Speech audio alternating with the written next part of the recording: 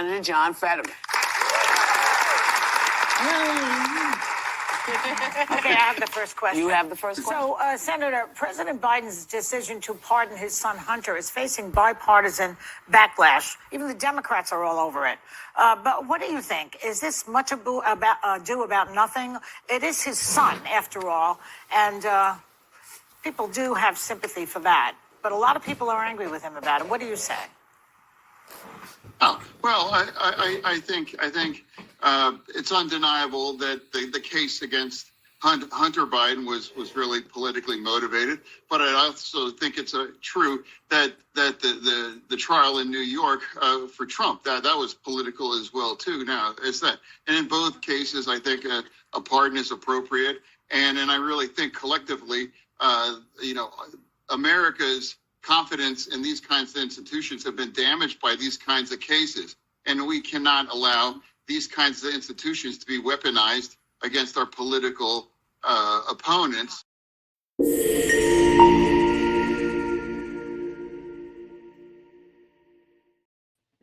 What? Well, good damn afternoon, or should I say evening, Americans. Jericho Green here with you once again. Give me a follow on X at @Green_Jericho. Like and subscribe to this channel if you have not, do that. And if you haven't been unsubscribed, resubscribe, please. And like and subscribe to my new channel, Green's House.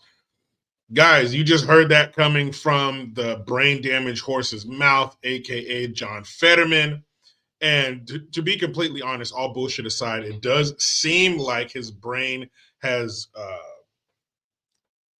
I don't want to say repaired itself, because I don't think the human brain is capable of repairing itself, but some cognitive things have gotten better for John Fetterman. He's making more sense. But I will point out, in the very beginning, listen very closely. There's some old Fetterman, there's some Fetterneck left in there. Okay, I have the first question. You have the first question. You hear that? You can see him mouth the words, "How are you?" But he says, "How are you?" I swear, listen. Okay, I have the first question. That's why you hear them laugh nervously. You're like, "How are you?" What the fuck? Fetterman. But anyway, he is making a lot of sense. And he went on to The View, aka the gates of hell. And they kept serving him up softballs, and he just kept grabbing the ball out of the air and taking a bite out of it. Like, instead of hitting it, he wouldn't do what they wanted him to do. They kept serving up the Trump hate. You'll hear Sonny Hostin's stupid ass in here later where, well, there needs to be some soul searching. The Democrats are soul searching, but what about the Republicans? They need to soul search because they nominated a convicted felon who ran on lies and misogyny, blah, blah, blah, blah, blah. So they keep underhand pitching these slow softball pitches for him to knock it out of the park and say, yeah, we hate Trump too. He's a piece of shit. Sloppy Joe or Kamala, the Ugandan nightmare, should have won, but he won't do it. He keeps saying, no, I'm not going to freak out. I mean, I kept telling people, if Trump wins, this is going to happen. He has the House, he has the Senate. All we have is the filibuster. And other than that, he's going to be able to push through whatever he wants because he has both House and the Senate. So he says, we're just going to have to deal with it. He's very pragmatic about it. He's very much a realist about Trump. He's like, I'm not freaking out. I'm going to do everything I can if I hear something that I don't like to fight against it. But this is what it is. He said, the American people have spoken. He says, this is what democracy looks like. He said it to these hags. And they keep saying, but no, John, but Trump is a bad guy. Misogyny, here you go. Knock it out of the park, big fella. And he says, no. I'm not tripping. Calm down. And he even says, you're going to see people with these kind of extreme reactions talking about them. It's almost like he lost the, I don't want to say social cues, but he lost, I think, the bullshit part. Let me play nice since I'm here, part of his brain. He's still wearing Carhartt sweatshirts to work, which I think is fucking ridiculous because you're a sitting senator. But anyway, Fetterman is making sense. And he went on to The View in that haven, that nest of vipers, and said, I don't agree. Ugly ladies make my head hurt. I don't know. Let me let John tell you. This one right here, he tells him, hey, Trump won. Well, there have been social forces at work for many years. Women have advanced, and a lot of guys have not. And we need to address that, I think, before we can say what the Democrats have to do. But let me ask you this. While Democrats work on fixing past mistakes, a lot of Americans are disturbed about the future. Trump is terrorizing migrants by threatening to call on the military to round them up on U.S. soil. He's also imposing tariffs that everybody says could send prices soaring, and threats to punish the media who don't fall in line. Of all of that, Senator, what worries you the most? Well, I mean, nothing really worries me. Because right now nothing has really happened yet. I mean, Trump now is 6 weeks out before he's even going to be inaugurated. But America signed up for this. It's undeniable. He won the popular vote, and he ran the table, including my state as well too. This is what America decided. So this is definitely going to go in a direction that I'm a lot of Democrats aren't going to agree with that. But I'm going to be a part of that conversation. And there's going to be plenty of people that are going to freak out, or they're going to have these kinds of extreme reactions. But I won't be one of them. Is John Fetterman making sense? Is this dude making sense? I think so. In this instance, I don't know what he's like day to day, but in this instance, in front of these harpies, that boy is making some sense.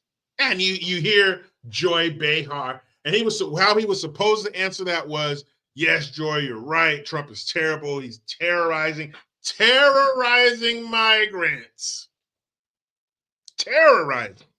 These motherfuckers are in expensive hotels, eating organic food, getting jobs and money and debit cards, and that's terrorizing them? Oh, Trump is terrorizing all of the little migrants down there. My housekeeper.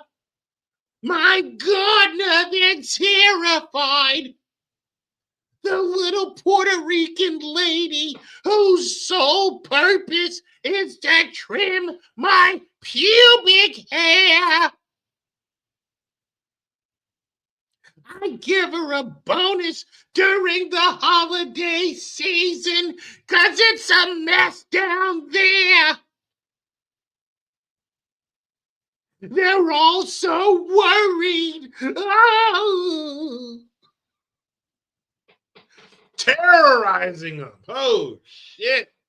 You poor migrants. You poor migrants landed in America, and you're being terrorized by a man who isn't even in office. You poor little bastards. But he's terrorizing the migrants. The tariffs. She says everybody's saying. Who is everybody? You wench. Who's everybody? But she says everybody's saying that these tariffs are going to cause prices to soar. And real quick, Consuela, that's her name, the Puerto Rican girl whose sole purpose is to trim my pubic hair. You poor thing. You have to go face to face with my vagina. I bet that thing's pretty cavernous, if you will. But he's terrorizing them. You poor migrants. But John Fetterman is steadfast. He will not be swayed. He even gives Sonny, though probably the worst of all, the business. Let me ask you this, though. Since Trump's win, there's been a lot of soul searching on the Democratic side, people needing answers on what went wrong. Do you think that is helpful? And do you think there should also be some soul searching on the Republican side who need to analyze why they would nominate a convicted felon who ran on lies, threats of retribution, and concepts of a plan? I haven't spent any of my time after the election freaking out or just thinking about. I mean, here's where we are, and I would like to remind everybody that that's the way democracy works. I was warning people that before the election that you have the risk. If Trump wins, then he's going to get the House, he's going to have the Senate, and now you have the Supreme Court with a strong conservative slant now too. So here's we are, and for the next 2 years, Trump and the GOP is going to be able to drive this narrative. That's undeniable. So basically, we lost. Shut the fuck up. Here's what we can do in the meantime. Who is that? Jim Brewer in Half Baked. Don't freak out, man. Don't freak out. Chill. Shut up. But Fetterman is right.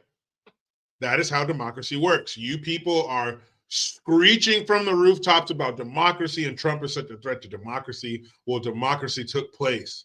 Democracy took its course, and now we have Donald Trump back in the White House. Just hear the liberals freaking out, man. But you know what? They're freaking out for the wrong reasons. If Kamala had been elected, we would be freaking out, but for the right reasons. But through all of this, I still want to know what the fuck this was. Okay, I have the first question. You have the first. There